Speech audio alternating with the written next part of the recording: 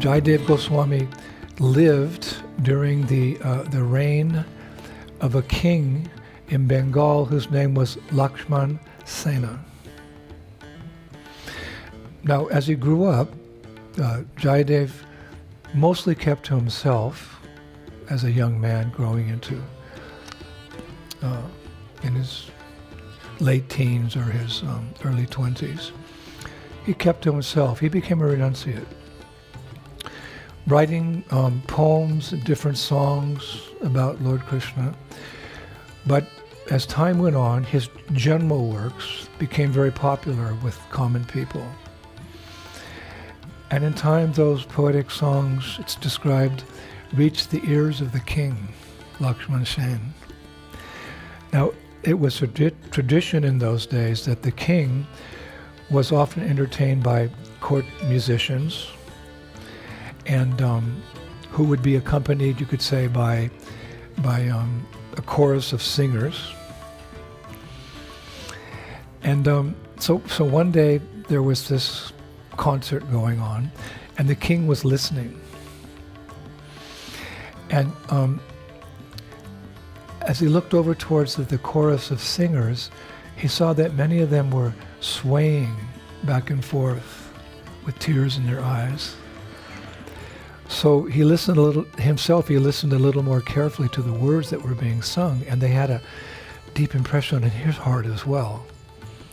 Beautiful songs about Krishna and Vrindavan and so forth, so on. So he found himself also crying. This is a Rajrishi.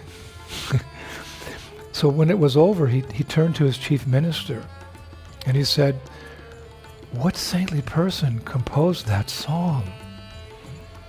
And the chief minister replied, "Sire, that is a strict renunciate composed that song, who lives alone in a forest outside of our city.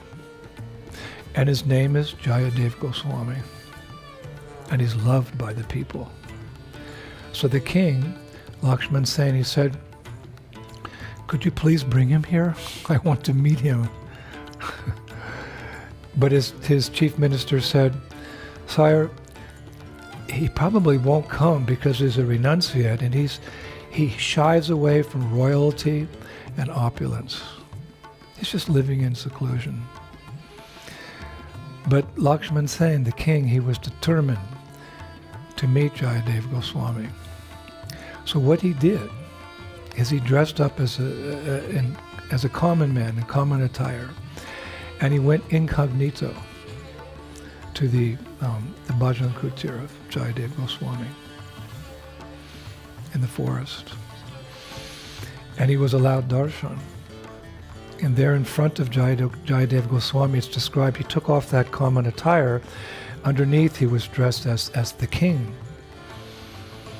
And he invited Jayadev Goswami to give up that bhajan kutir in the forest and to come live in the royal palace and to write there.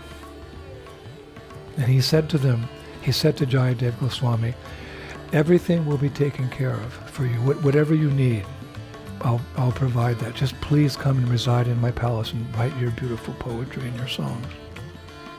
Everything will be provided." So Jayadev Goswami, he looked around his kutir. There's practically nothing there.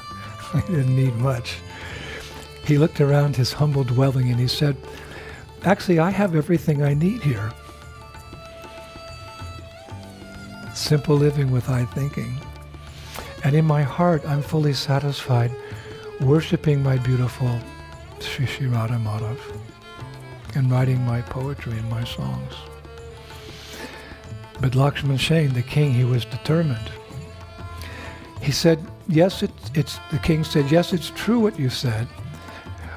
You have the right to live here in a secluded place because you're a renunciate. But bear in mind, you're a sadhu. And you're meant to share your knowledge and wisdom with others." He said, "Without the association of saints such as yourself, how will the common man and royalty like me ever become freed from the vicious cycle of birth and death?"